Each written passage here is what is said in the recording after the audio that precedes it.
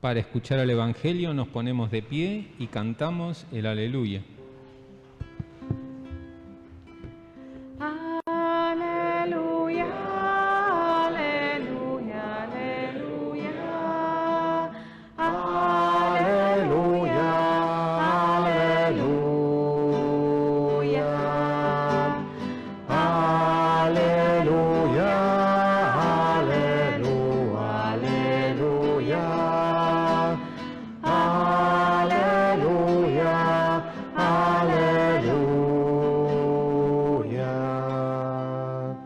Tus palabras, Señor, son espíritu y vida. Tú tienes palabras de vida eterna. Aleluya, aleluya, aleluya. Aleluya, aleluya. Que el Señor esté con ustedes. Proclamación del Santo Evangelio según San Juan. Después de escuchar la enseñanza de Jesús, muchos de sus discípulos decían: «Es duro este lenguaje, ¿quién puede escucharlo?». Jesús, sabiendo lo que sus discípulos murmuraban, les dijo: «¿Esto los escandaliza? ¿Qué pasará entonces cuando vean al Hijo del Hombre subir donde estaba antes? El Espíritu es el que da vida, la carne de nada sirve. Las palabras que les dije son espíritu y vida, pero hay entre ustedes algunos que no creen». En efecto, Jesús sabía desde el primer momento quiénes eran los que no creían y quién era el que lo iba a entregar. Y agregó: «Por eso les he dicho que nadie puede venir a mí si el Padre no se lo concede». Desde ese momento, muchos de sus discípulos se alejaron de él y dejaron de acompañarlo. Jesús preguntó entonces a los 12, ¿también ustedes quieren irse? Simón Pedro le respondió: Señor, ¿a quién iremos? Tú tienes palabras de vida eterna. Nosotros hemos creído y sabemos que eres el Santo de Dios. Palabra del Señor.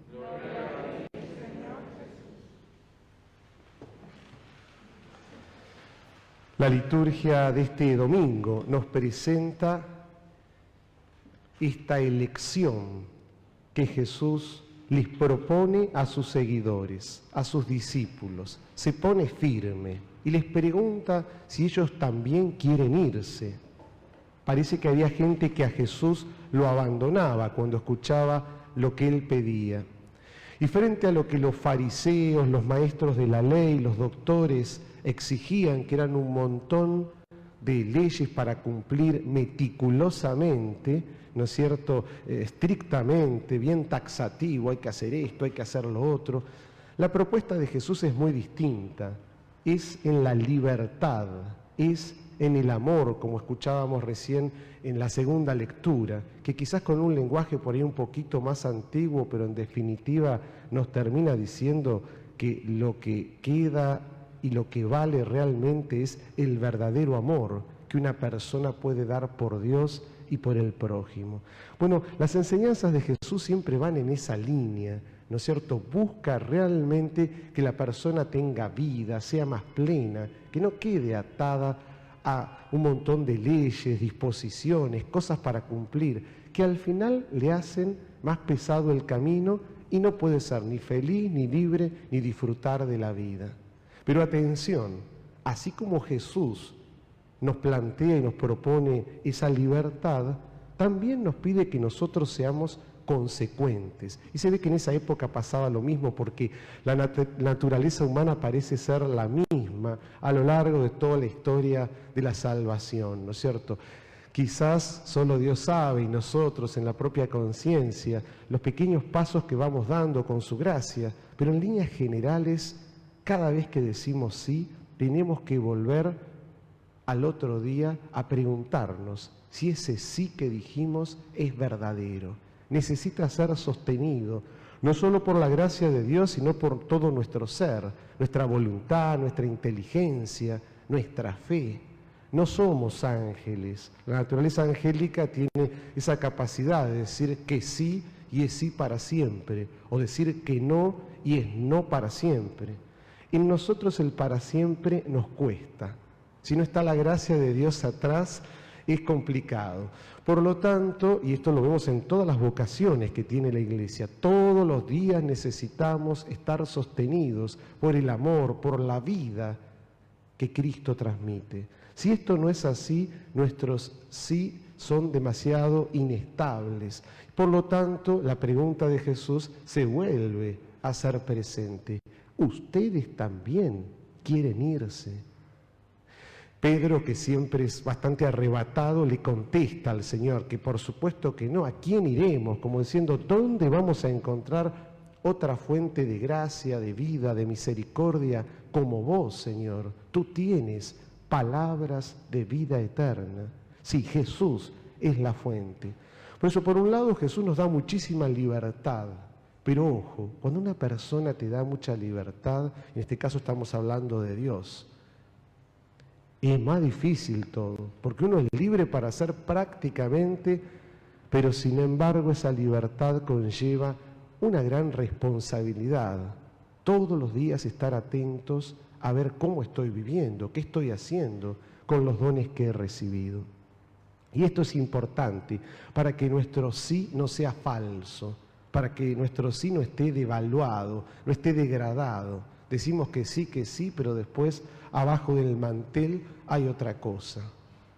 No, el Señor quiere corazones transparentes. Y la única forma de ser transparentes a los ojos de Dios es dejarse modelar por el Espíritu Santo, por su gracia. Jesús lo menciona aquí rápidamente en este texto, está justo en el medio de este Evangelio, ¿no? El Espíritu es el que da vida, la carne de nada sirve. Las palabras que les dije son espíritu y vida.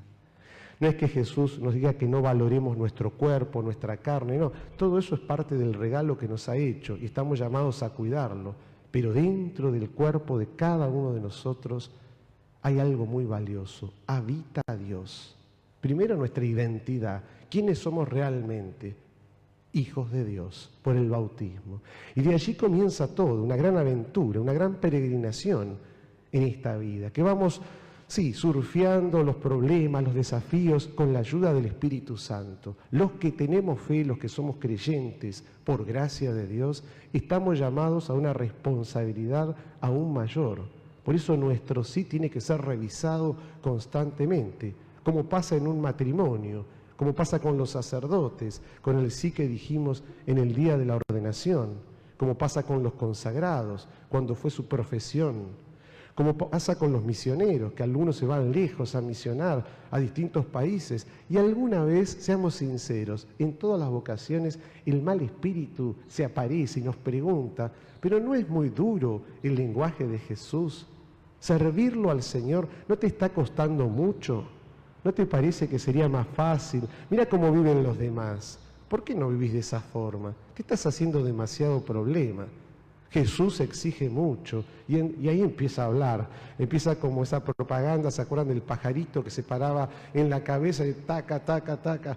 Bueno, y al final uno le termina creyendo lo que si no está despierto, si no está justamente rezando constantemente. Por eso es importante rezar todos los días y encontrarnos con Jesús, para recordar quiénes somos, hijos de Dios, de dónde venimos, de Dios, y qué nos pide el Señor.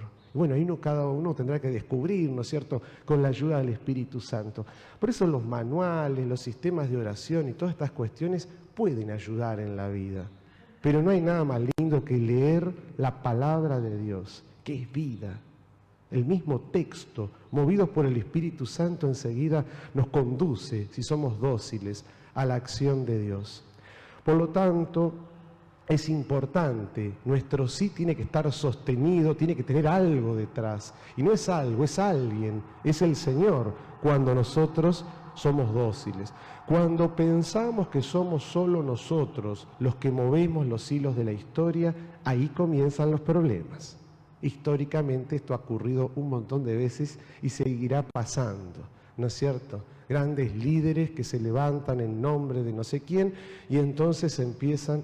Bueno, nuestra historia es distinta, dependemos de Dios, somos seres necesitados de la gracia, del amor, de esa vida que Él vino a ofrecer, pero no para ser esclavos, sino para ser libres, porque con ese poder que el Señor nos da, con ese amor, con esa gracia, estamos llamados a formar comunidad, a compartir esa vida divina que hemos recibido. En ese sentido, Jesús habla de que el Espíritu da la vida. Y es lindo ver en los fieles de la Iglesia, entre nosotros, entre la comunidad, cuando alguien realmente está movido por el Espíritu Santo, porque le inspira palabras, obras, gestos, acciones, vive de otra manera, está enamorado de Jesús. El Espíritu Santo te lleva a eso. Por eso esto no es una catequesis justamente del Espíritu Santo, pero hoy lo ponemos en el centro, al Paráclito, al Defensor, porque Él es el que sostiene a la Iglesia y nos muestra qué es lo importante. Termino esta homilía con la oración colecta de hoy, con un pedacito, 2 renglones que son muy elocuentes y que serían como una síntesis de lo que el Señor nos pide en este tiempo. Dice en el medio de esta oración, para que en la inestabilidad del mundo presente nuestros corazones estén firmes donde se encuentra la alegría verdadera. Sin duda es Jesucristo. Le pedimos al Espíritu entonces que nos recuerde y que nos haga vivir en la Iglesia como verdaderos hijos de Dios. Que así sea.